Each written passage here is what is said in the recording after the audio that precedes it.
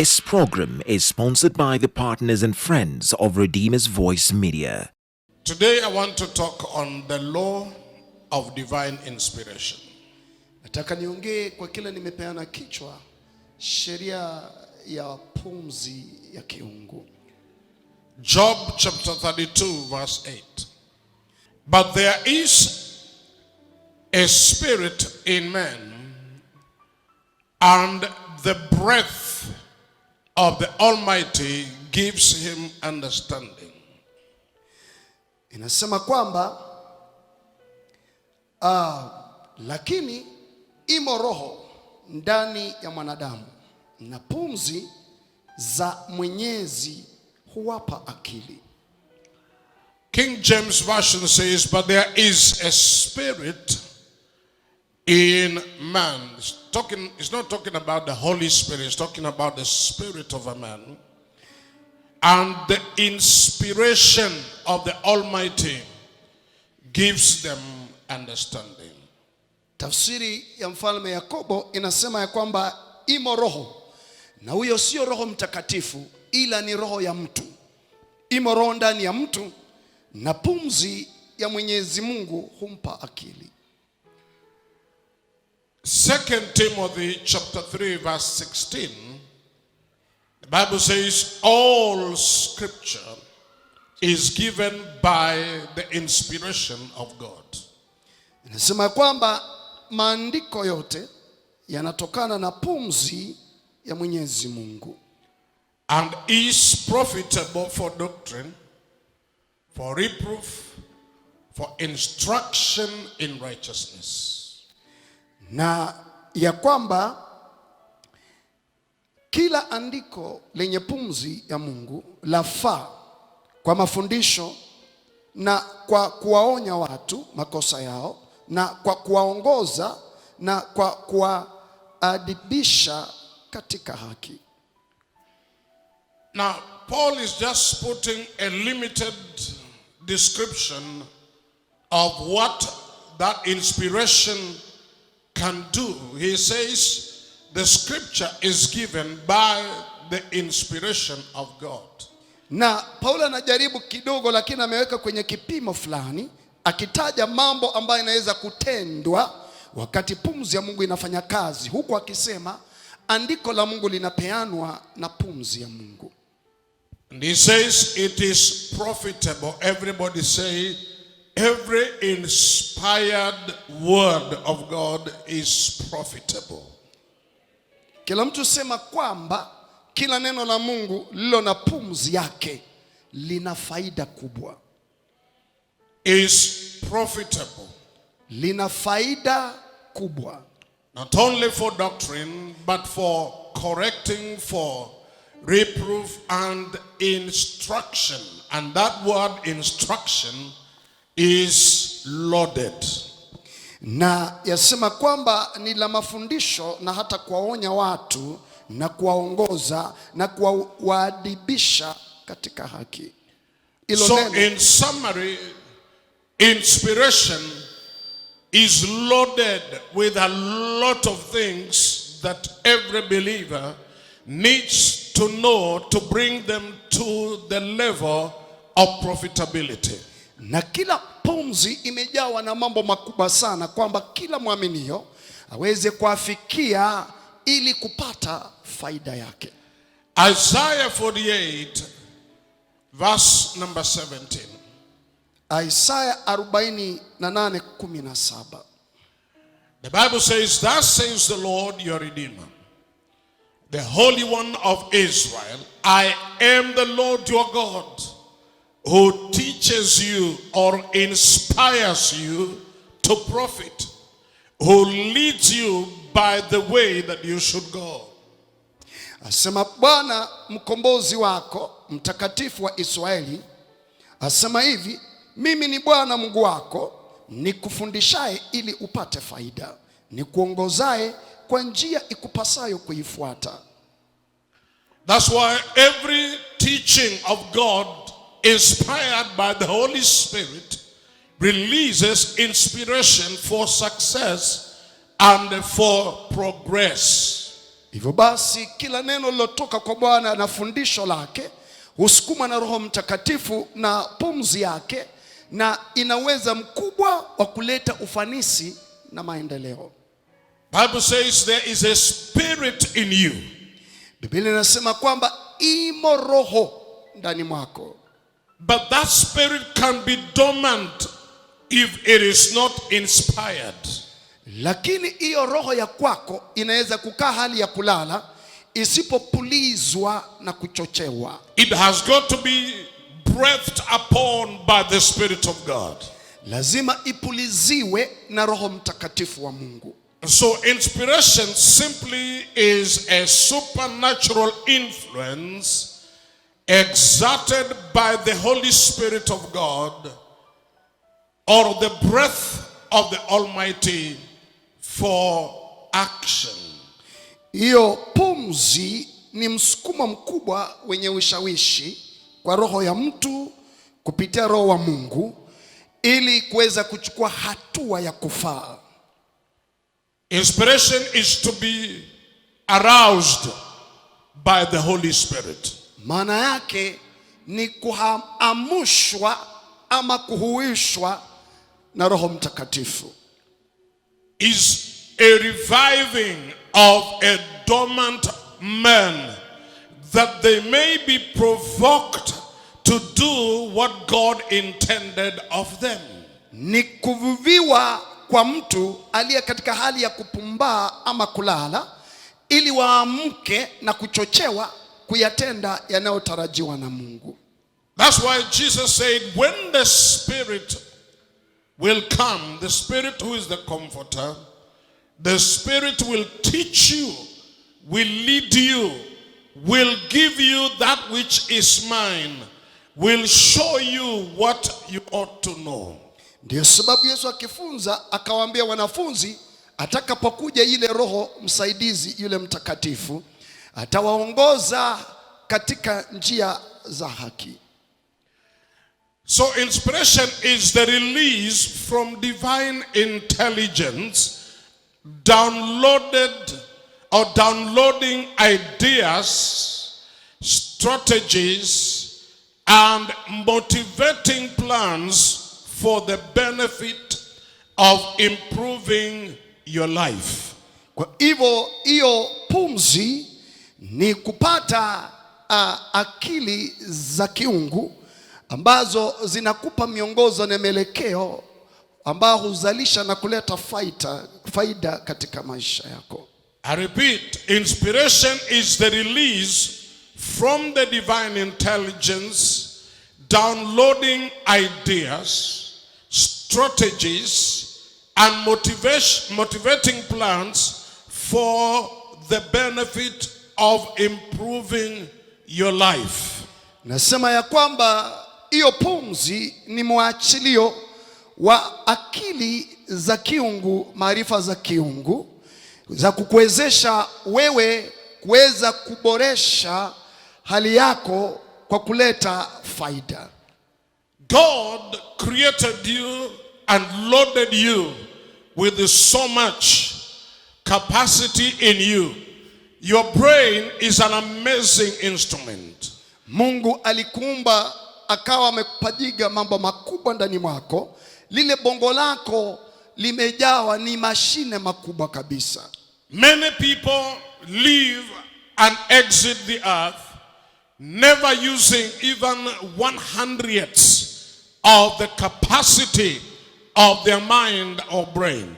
Na watu wengi huishi duniani wakaiondoka pasina kutumia asilimia hata chembe moja ya lile bongo lao. The reason why people fail in life is not because God has partiality, because God has no partiality. Na sababu watu hushindwa kwenye maisha si kwamba Mungu anapendelea wengine. Mungu si mwenye mapendeleo. He is the same and he is rich to all of us regardless of your tribe or gender. Yeye Mungu ni yule yule na ni mwingi kwa wote licha ya jinsia yako ama kabila lako. Peter speaking in the book of Acts of the Apostles, chapter 10, verse 34, he said, I perceive that this God has no partiality. Naye Petro akiongea katika Matendo ya Mitume 10:38 anasema, sasa natambua Mungu huyu hana upendeleo. He says, in truth I perceive that God shows no partiality.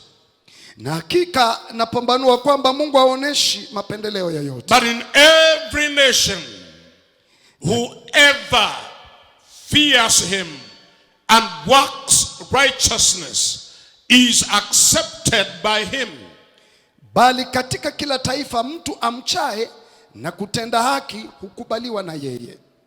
So this God has created us with amazing capacities. That's why you are a wonder. You are a mystery that is yet to be unveiled. Ajua Mungu ametuumba sisi na vipaji vikubwa vikubwa. Wewe ni mshangao, ni staajabu ambayo hata ulimwengu bado haujaona. And for you to unveil and wrap the package of that great capacity within you, you need the inspiration of the Holy Spirit upon your heart. Na ili kwamba ukaweze kufungua hicho kifurushi cha vipaji vikubwa ndani mwako, unahitaji msaada wa Roho Mtakatifu kwa pumzi yake kufunguka. And because God has no partiality, God also doesn't look at how old you are. Na kwa sababu Mungu naye aoneshi mapendeleo, aangalia hata umri wako. So if you can fear God or walk in that reverence of God, iwapo utamcha Mungu ama kutembea katika ile hofu ya kumtii Mungu and operate his righteousness, na kuitendea kazi haki yake, he will accept you Mungu atakukubali ama kukutakabali without partiality. pasina upendeleo wowote. That's why I believe you are going to excel far beyond what you ever imagined, because your mind has not even known who you are. Maana nina imani kubwa utakwenda kufaulu na kunawiri pakubwa, maana akili zako hata hazina uwezo kupambanua makubwa ulioyabeba. Many years ago, if you told me that I would be a preacher, I would tell you you're joking. Miaka mingi imepita, ungeniambia mimi nitakuwa mhubiri, ningekwambia wewe ni mzaha. If you told me you would do the things that I have seen the Lord do through this vessel, I would tell you you are imagining and dreaming. You can't even see it happening in my life. That's a false prophecy.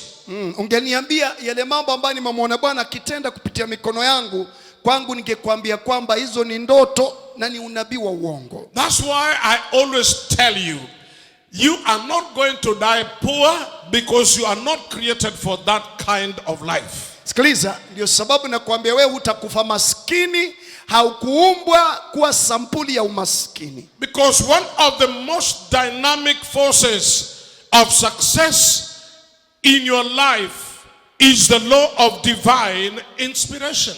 Na mojawapo ya nguzo kubwa za maendeleo katika maisha yako ni sheria ya pumzi ya kiungu. I know there are all kinds of inspirations. Najua kwamba zipo pumzi nyingi ama chocheo nyingi. But all of them can be summed up into only two: the righteous inspiration and the unrighteous inspiration. Zote zinaweza kuwekwa katika mbili tu, makundi ni mawili. Kuna ya kiungu na ya kishetani. A witch operates under a certain influence and inspiration. Mchawi naye ana msukumo wa kwake na pumzi za kwake.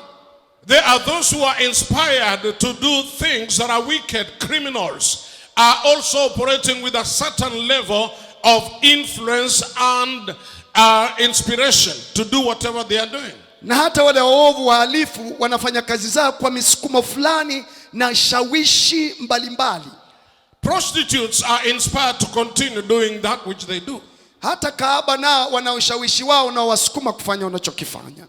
But you can be rightly inspired if you submit and yield your faculties to the Holy Spirit. Lakini unaweza ukaongozwa vyema na kushawishiwa vyema iwapo utasalimisha hisia zako kwa Roho Mtakatifu. If you surrender your life, that God may breathe on you and revive that which is dead in your life and bring forth that which now He created you to become, I assure you, you'll be an amazement. Na iwapo utajisalimisha kwa Mungu maisha yako, na Bwana naye akupulizie ili kukuvivia ukaweze kutokea yule ambaye Mungu alimuumba tokea zamani. Inspiration is God putting His word of wisdom, ideas or divine leading in you to do something powerful.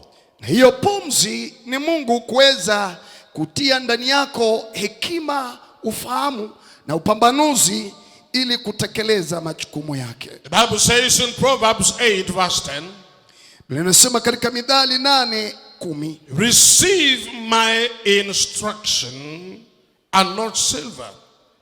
anasema kwamba yapokee mafundisho yangu wala si fedha, And knowledge rather than choice gold. na maarifa kuliko dhahabu iliyoteule. Instruction is converted into an inspiration if your spirit is open to receive the divine instruction. Mafundisho hugeuka ikawa ni pumzi ya kiungu iwapo roho yako imefunguka kuyapokea mafundisho ya Mungu. Because the Bible says in John 6:63 that the word that I speak to you is life, is spirit and is life. Yohana 6:63 asema Yesu, maneno nayesema kwenu ni roho na ni uzima. For it is the spirit who gives life. Maana roho ndiye anayeuisha, The flesh profits nothing. wala mwili haufaidi kitu. The words that I speak to you, they are spirit Maneno ninayonena kwenu ni roho and they are life. na ni uzima. Hebrews chapter 4 verse number 12. Waebrania 4:12. Bible says that the word of God is powerful. Biblia inasema kwamba neno la Mungu lina nguvu. It is living. Neno la Mungu ni hai. So when God gives you instruction, He is basically converting what is in His heart into the word, and the spirit of inspiration comes upon your life if your spirit is receptive. Wakati Mungu anapokufundisha ni kwamba ni pumzi ya kwake inamtoka ndani mwake, inaingia ndani kwako iwapo roho ya kwako imefunguka. He breathes on you. Yani Mungu anakupulizia The pumzi word ya of uhai God wake. breathes life upon your life. Neno la Mungu linakupulizia uzima. For the word of God is living Maana neno la Mungu ni hai and is powerful. na lina nguvu. It is sharper than any two-edged sword, Tena lina ukali kuliko upanga uwao wote piercing ukatao even kuwili. to the division of soul and spirit, Tena la choma hata kuzigawanya nafsi na roho, and of joints and marrow. na viungo na mafuta yaliyomo ndani. This word is a discerner of the thoughts and intents. Thoughts and intents of your heart. Tena ni jepesi kuyatambua mawazo na makusudi ya moyo. So that's how this inspiration is released.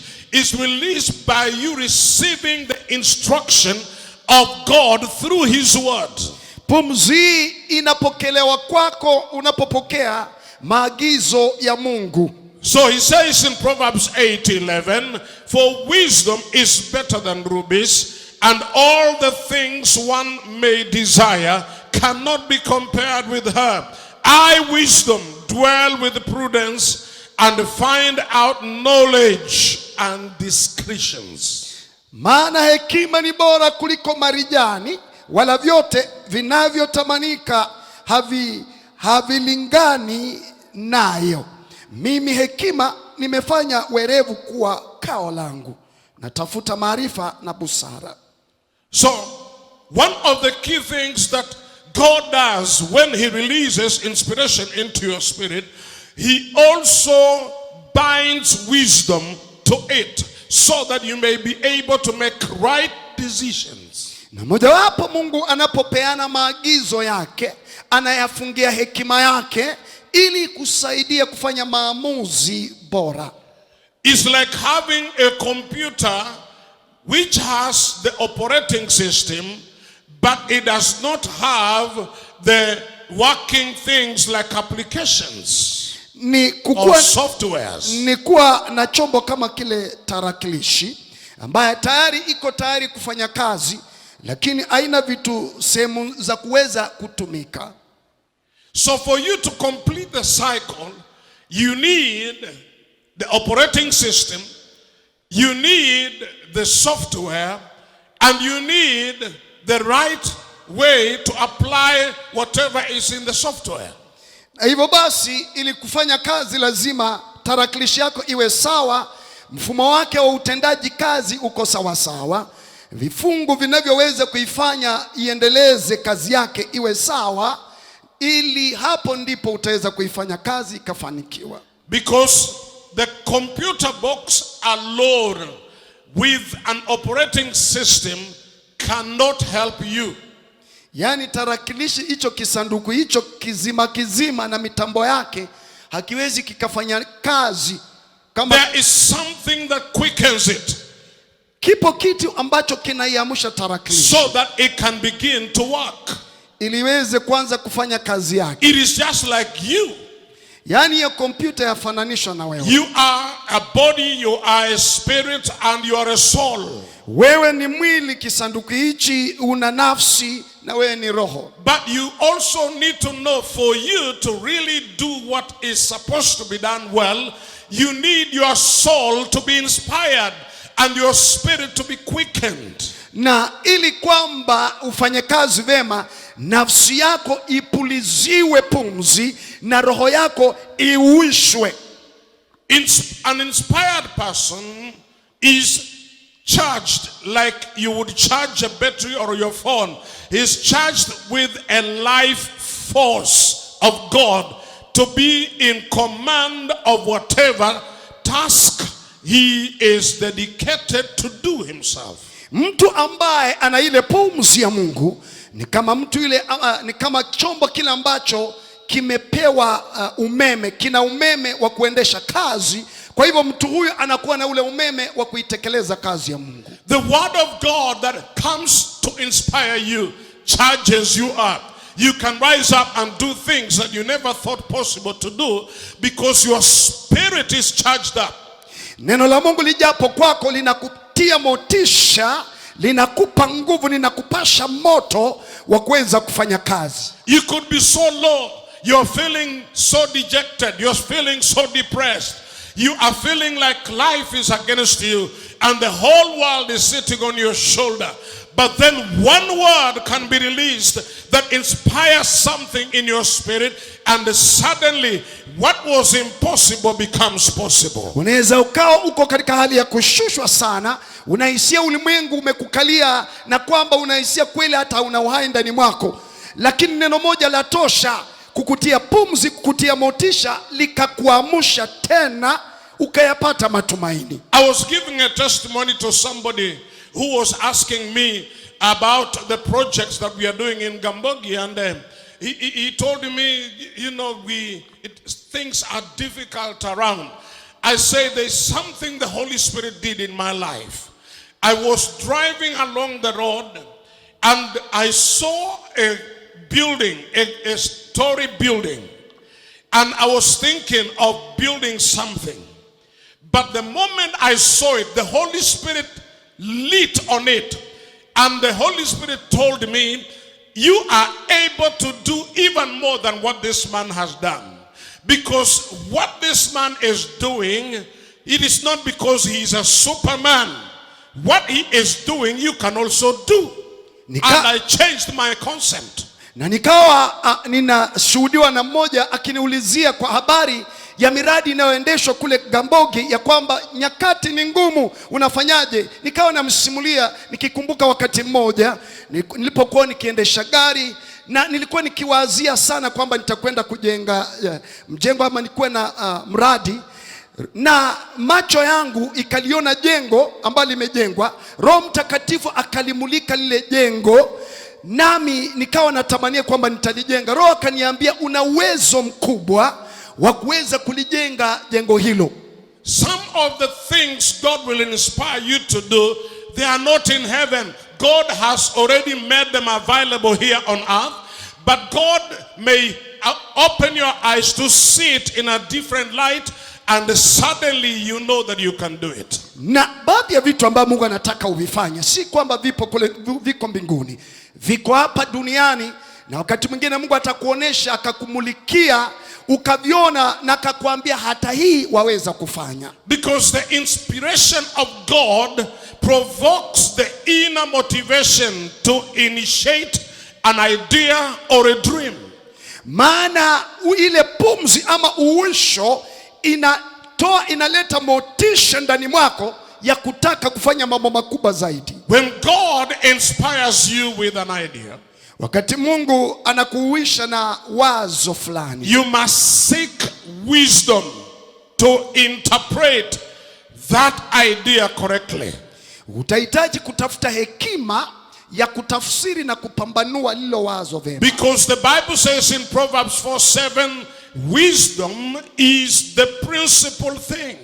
Maana Biblia inasema katika Mithali 7:4, hekima ndilo jambo kuu. Therefore get wisdom, and in all you are getting, get understanding. Hivyo basi jipatie hekima, na katika mapato yako yote jipatie ufahamu. Bible says exalt her and she will promote you. Mtukuze naye atakutukuza. She will bring you honor. Atakuletea heshima. When you embrace her, na utakapomkumbatia, she will place on your head an ornament of grace. Ataweka taji ya neema kichwani mwako. A crown of glory she will deliver to you. Na taji ya utukufu atakuletea. When you incorporate the wisdom of God in the inspiration, you are a powerhouse. Ukiingiza hekima katika maagizo Mungu anakupa, unakuwa ni kitu cha mshangao. What is wisdom? Basi hekima ni nini? Wisdom is the ability to have insight into the true nature of the things you are inspired to do. Hekima ni kupata ufahamu wa ndani wa taswira halisi ya mambo yale ambayo unayoyataka kuyafanya. Again, wisdom is the ability to have insight into the true nature of the things you are inspired to do. Nasema hekima ni uwezesho ambao unakuwezesha kupata ufahamu wa ndani wa taswira halisi ya mambo ambayo umechochewa na Mungu kuyafanya. Wisdom gives you an intelligent interpretation of knowledge. Hekima inakupa akili ya kutafsiri maarifa. Interpret vision or ideas. Kuweza kutafsiri, kufasiri maono ama mawazo. In other words, you are inspired to do such a huge project. Yani kwamba umechochewa na Mungu kufanya mradi mkubwa tena pana sana. But the wisdom will help you to break it into manageable pieces.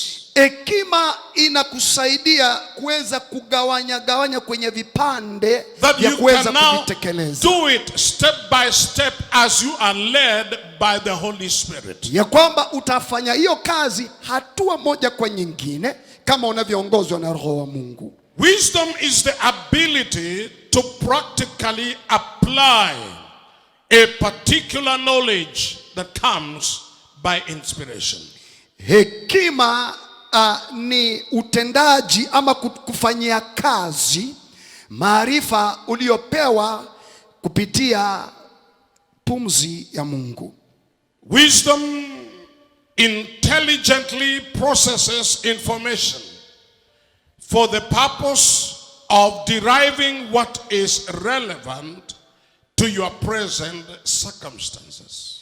Hekima kwa kiakili nyingi weza kuperusi vizuri maarifa na kuyaweka katika nafasi ambayo inaweza ikatumika sahihi.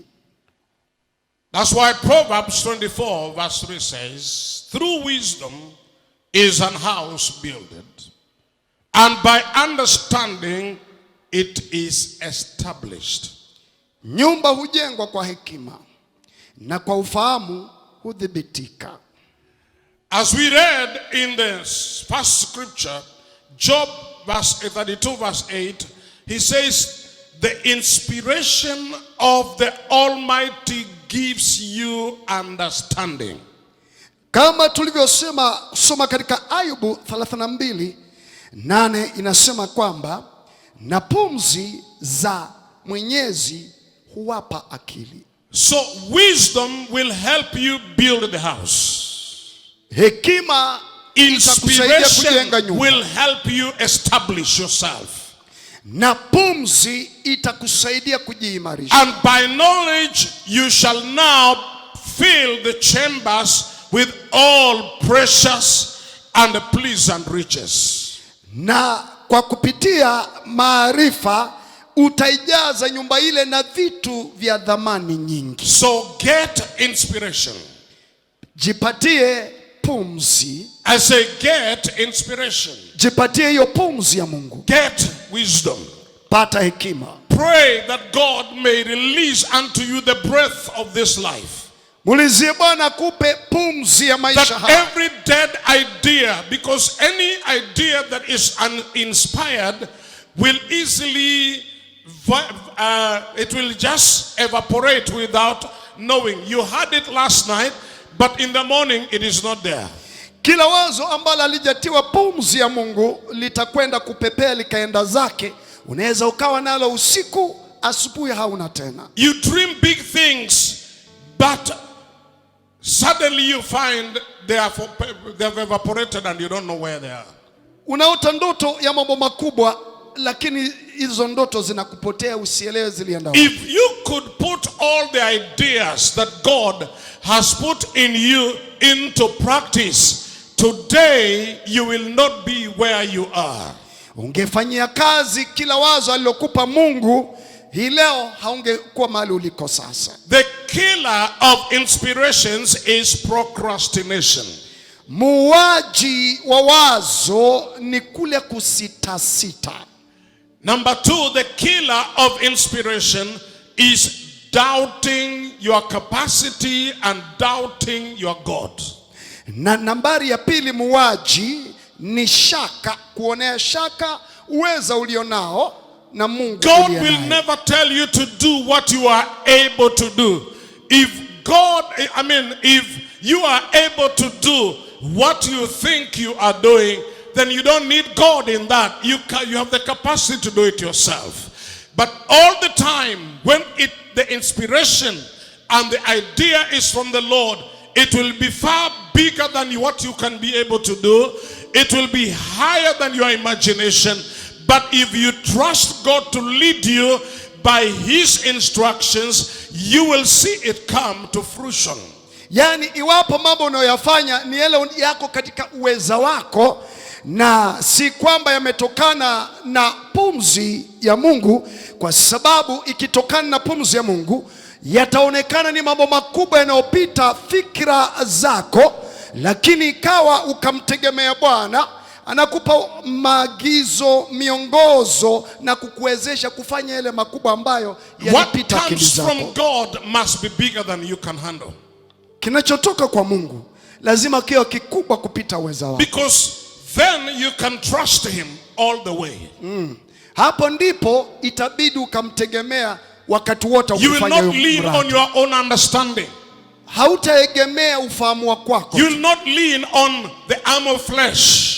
Wala hautaegemea mkono wa mwanadamu. Because even when you go to people to help you, they look at what you are doing and they think you already have a lot of money or you have the capacity to do it, why do you need their help?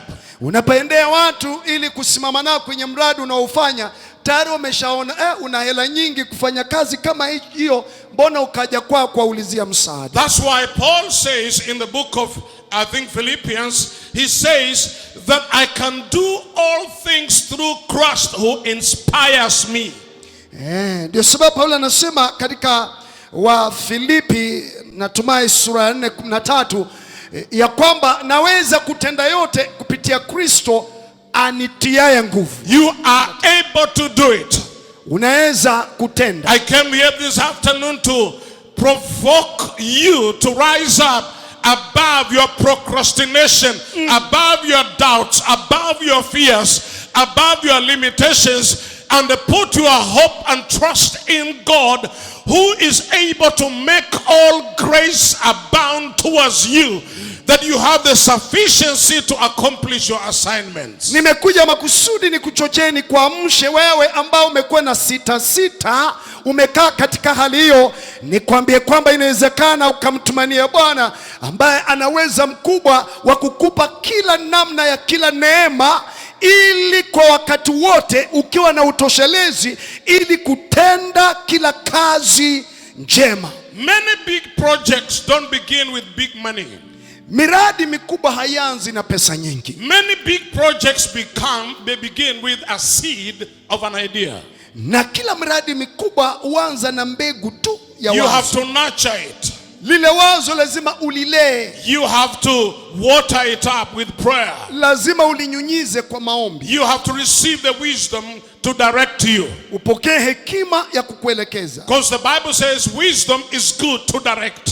Biblia inasema hekima ni nzuri kuongoza. And so you get a mixture of all those things, and then you begin to, you suddenly have the confidence and the passion to step into the opportunity that God has already prepared for you. Ukiwa na viungo hivi vyote tayari vya kupa ujasiri, vya kuchukua hatua madhubuti na kuingia katika uwanja kule ambako Mungu amekutuma. Success is not a product of excuses. Sikiliza, ufanisi hautokani na kupeana udhuru. Because excuses are crutches for mediocrity. Sikiliza ya kwamba udhuru ni mikongojo ya uduni. Every time you say, no, I can't do this, this one is for other people, this for that, you are just putting on more crutches, so that every time you want to move, you are looking for something to support you. Listen, with God all things are possible.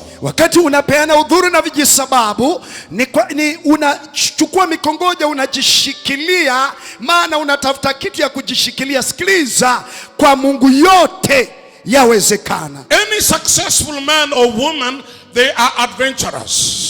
Kila mwanamke ama mme aliye mwenye mfanisi lazima awe mtu wa kudhubutu. You must dare do something. Lazima udhubutu kufanya kitu. If you can never dare, you can never move.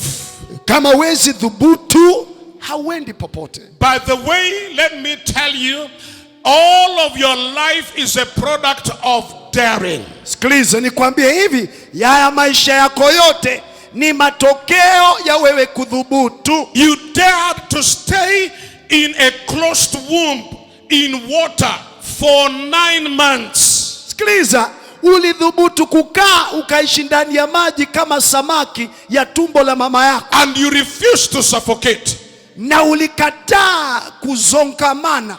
You had to come out by force. Na ulitoka piu kwa lazima. You dared to come out. Ulidhubutu kutoka nje kwenye hata ujui.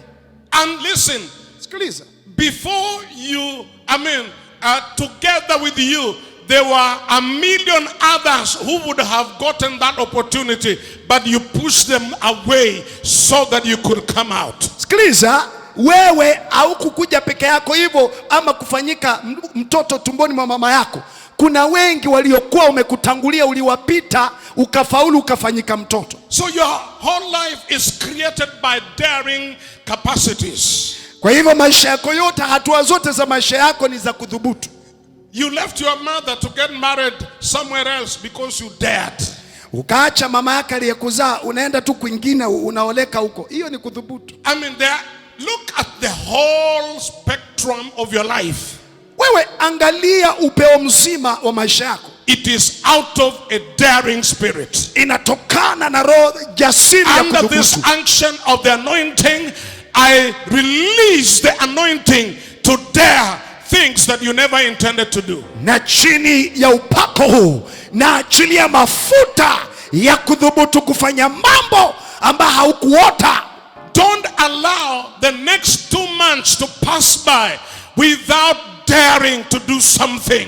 Sikiliza, usiruhusu miezi miwili ijayo ikapita bila kudhubutu kufanya makubwa yanayopita akili zako. It is not about education, it's not about money, it is not about the location, it is not about geography. It is about the spirit of determination to do something against what the enemy has been lying to you. Sikiliza, haitokani na kisomo chako ama kwenu ni wapi ama unaishi wapi. Inatokana na roho ya kuazimia na kudhamiria kufanya makubwa. Stop being a consumer of productivities in life. Sikiliza, wacha kukua tu mwenye kukula vitu badala ya kukua mtu wa kuzalisha. Don't enjoy other people's produce. Be a producer yourself. Wewe wacha kukula vya wenyewe, vifanye vya kwako. Slap somebody next to you if you can reach them and tell them, dare do something this year. Mwambie mtu, wewe thubutu kufanya kitu. Na wewe nawe Dare do something. thubutu kufanya kitu. Refuse to be a consumer. Sikiliza, kataa kukula vya bwerere. For you to be employed, it is because somebody else created an idea, created the employment, and now you just want to be a consumer in that idea. Say, no, I am going to be better than this. Sikiliza, wewe kuajiriwa ni kwa sababu hiyo ajira ni wazo la mtu, na sasa wewe unalikula lile wazo. Dhubutu na wewe ukaanzisha ya kwako. Usingoje vilivyoundwa. Hallelujah. Maana ukiona vinaelea, viliundwa. Kwa hivyo usijienjoy wakati kinapoelea. Wewe tengeneza chombo chako, ufurahie matunda yake. Simama kwa miguu yako. Lift up your hands and put them on your head and tell the Lord, Lord, I need this inspiration.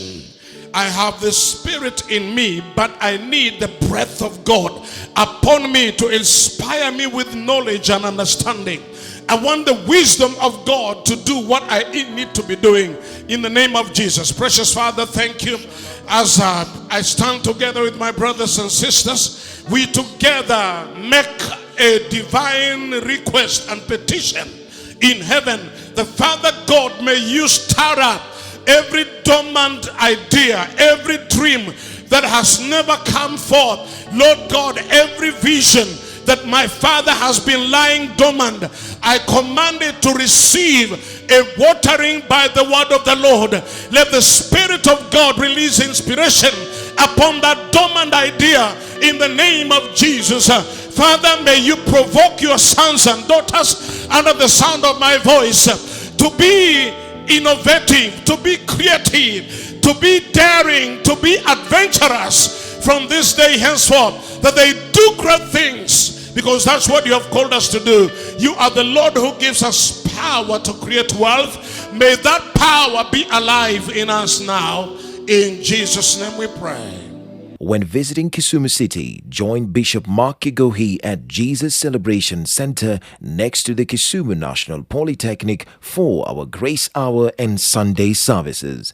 For more information, visit us online. We thank the partners and friends of Redeemer's Voice Media for making this program possible.